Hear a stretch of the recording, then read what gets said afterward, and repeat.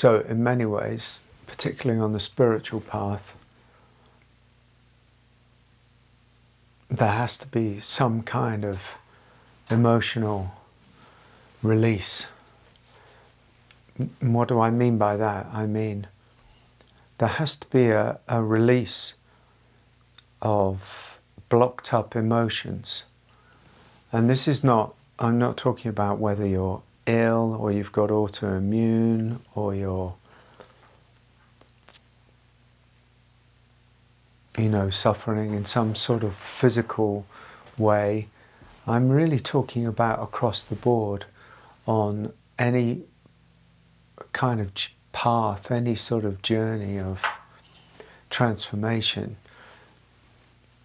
Really, my focus is the spiritual, what's called the spiritual journey. It's just that in this conversation, I very much include the human experience and actually talk directly and indirectly to the human experience, and that means to include the body, to include the emotions, to include the, every aspect of our lives, because I've noticed and seen that our lives are the very doorway to a deeper knowing of ourselves and a deeper equanimity and a deeper peace and a deeper healing. And so on the spiritual path, for a lot that are seeking awakening, whatever that might mean to you or to anybody, or enlightenment or liberation or self-realization, there's a tendency and a desire to not want to not have to deal with the emotional backlog, the emotional charge, the emotional body. Because after all, if you cut to the chase of self-realization or enlightenment, the body is an illusion, and the self is an illusion. And these are fundamental truths, absolute truths, should I say. But that doesn't really help us, because it leads us to view the body as a problem that needs to be denied, and ultimately, oftentimes, is bypassed.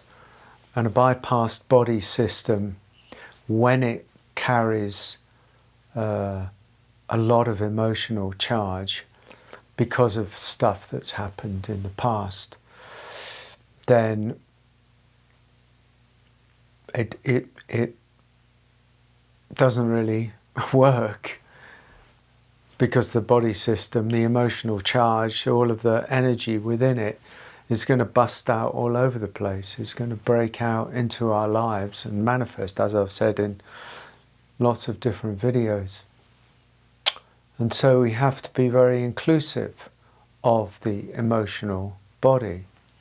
But, and this is where it sort of becomes kind of strange and a little bit difficult for people, is to not be so heavily identified with me and my body, me and my life, me and my wounds, me and my everything that's happened to me. But it's a fine line, because to be overly attached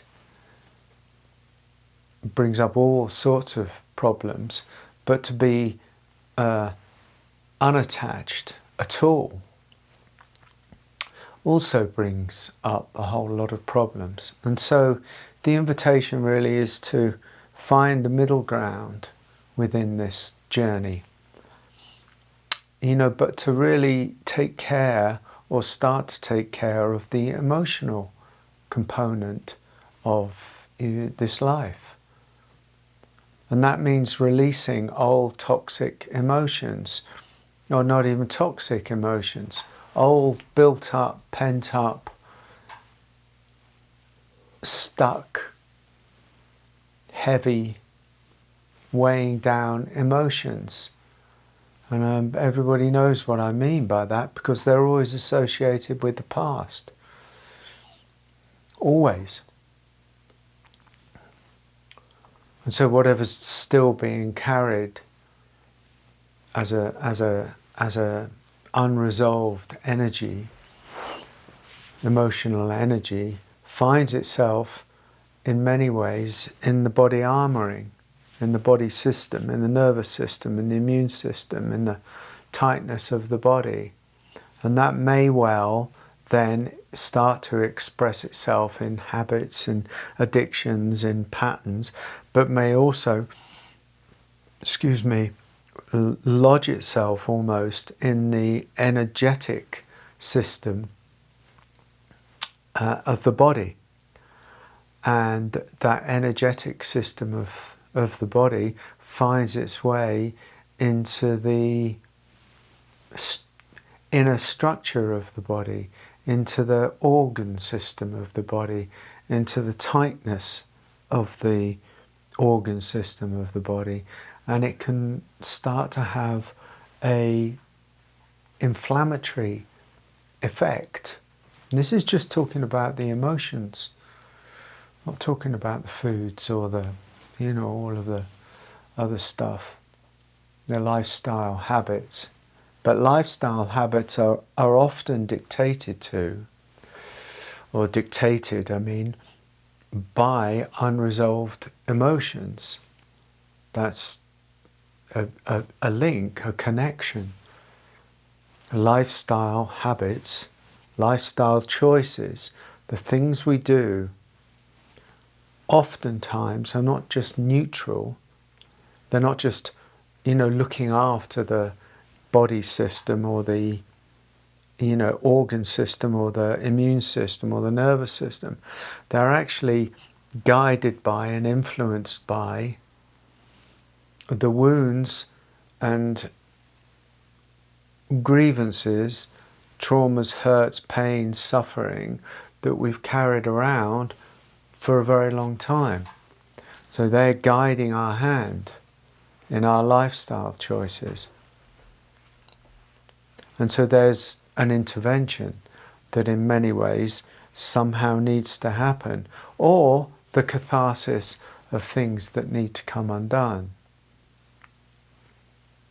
One of the greatest, in many ways for me, things that I did very many years ago, and I don't even really think about it anymore, but was a lot of cathartic work, of release, of primal release, a kind of, body work, rebirth, old stuff, releasing it somehow to find a way to become more free with my energy system, with the vitality of me. Because when it's blocked up, then it sort of turns inwards. I carried so much anger, pain and anger, that it needed to come out. And I was lucky. I had I found some kind of body workers and primal therapy workers, and I just hunted around and was led, by divine grace or divine wisdom to one place and another place and another place, and I followed this. I followed things through. And of course on the body level, which I'm not going to talk about here, there was a lot of detoxification that started to take place.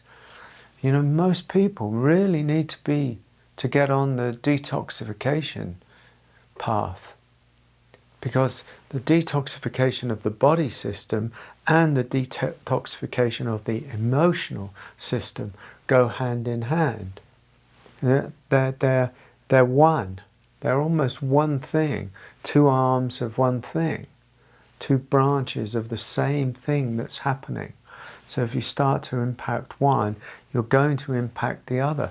But all of that is something that the mind generally doesn't really like, because it starts to destabilize the system. And we're fixated on control in so many ways, and frightened of what might happen if we yield that control. And so we carve out these paths for ourselves, but actually they're ruts. You know, these ruts that we live in, where there's a lot of, you know, self-protection, or a lot of fear, you know, and therefore a lot of control. And this healing doesn't happen, liberation doesn't happen, freedom doesn't happen if you're constantly exercising self-control in the way that we're talking about here. That has to be surrendered. So one has to sort of almost consciously start to intervene or interrupt the rut, the habitual pattern, you know, which is not easy, of course. But that's the need for an emotional catharsis, the need to allow those emotions, those old emotions that are just being held and carried, held and carried, held and carried. They need to be seen, known, loved, allowed. They need to hit the air so that they can be liberated and freed up. And then things just keep on happening. You know, keep changing. I mean, they keep transforming and deepening. And of course it's painful. I mean, the whole gig is painful. I don't know where people get the idea that, you know, somehow life is pain-free.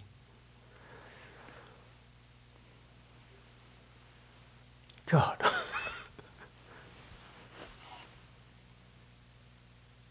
It becomes easier. It just becomes easier. But not while we're holding on tight. If you hold on tight, you have to keep on holding on tight. And at some point, something calls you to let go of that holding on tightness. And that's where things start to change, because you release things. And releasing things you don't know. And in the don't know, a lot of things can start changing. But they don't really happen so much in the knowing. So one has to be willing to kind of go into the unknown by finding ways, by looking into oneself and seeing what emotions need to be let go of, healed, released, and then to find ways of doing that, either through the body workers or through some practice, or, you know, through some rebirthing, or, you know, something that, you know, there are lots of modalities, there are lots of opportunities out there to heal things, to liberate things. Don't get stuck in them. Don't get stuck anywhere. Don't get stuck again, you know. Get emotionally intelligent. And emotionally intelligent means that there isn't emotion denied. There isn't something that's held there. There's a kind of inner transparency, of the capacity to be honest with ourselves. Yes, I am frightened of that. Yes, I am angry about that. But that comes from a deeper emotional intelligence, not just a reactive self. As long as there's reactivity, we're not really letting go. As long as there's this kind of reactivity of over-identification, which can't be helped sometimes in the heat of the moment, but outside the heat of the moment is where a lot of the work is done. Not just denied again until it rears its head, but actually brought into the now, if you know, into consciousness, into conscious awareness. To say, okay, well, I do react. I am reactive. I've got a lot of heat in the system. I've got a lot of fear in the system. I'm still, still carrying this stuff and that stuff and the other stuff. But to get conscious with it.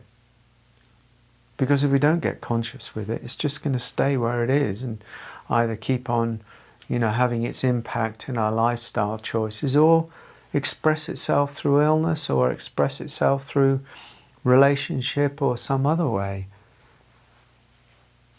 So there's a call, a great call. It's not a demand, it's not anything. It's like, some people don't want to, some people can't. And that seems to be the way that it is anyway. There's nothing one can do about that. Not every individual is so utterly unique. There's no one size fits all. That's why a lot of these modalities, a lot of these, habit reconstruction thing, not reconstruction, but you do this for 70 days and this happens. Well, they're all well and good, but they don't cater to the uniqueness of the individual. And each person watching this and each person around everywhere is utterly unique. So we have to find out for ourselves. We have to start getting very, very true to ourselves. And that means we come into a deep relationship with ourselves. And there's something very beautiful about that, but it does bring us to the edge of ourselves, of asking the deepest questions of us. Who are we? What do we want? Where are we going to go? What are we still carrying? What am I going to let go of? What is it that I really long for? What is it that I'm really about? Who am I really? So I've said enough.